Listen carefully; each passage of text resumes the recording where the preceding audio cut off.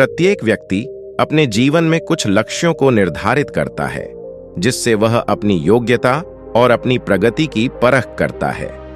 यदि लक्ष्य हासिल नहीं होते हैं तो वह अपनी कमियों को देखता है, उसमें सुधार करता है और फिर उन लक्ष्यों को हासिल करने की कोशिश करता है।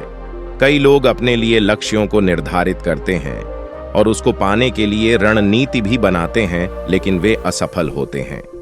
जागरण अध्यात्म में आज हम भगवान बुद्ध से जुड़ी एक प्रेरक घटना के बारे में बता रहे हैं, जिसमें आपके लिए एक संदेश है। भगवान बुद्ध को जब ज्ञान की प्राप्ति हो गई तो फिर वे संसार को उस ज्ञान से आलोकित करने निकल पड़े।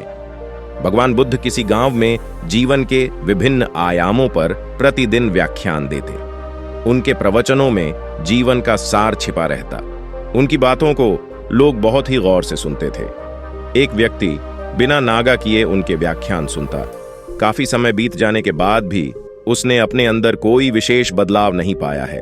इससे परेशान होकर वह एक दिन बुद्ध के पास गया और बोला कि वह लंबे समय से एक अच्छा इंसान बनने के लिए उनके प्रवचनों को सुनता रहा है, लेकिन इससे उसे कोई विशेष लाभ नहीं हुआ। वह एक अच्छा इंसान नहीं बन पाया, उसमें कोई बदलाव नहीं आया है। उसकी बातों को सुनकर बुद्ध मुस्कुराए।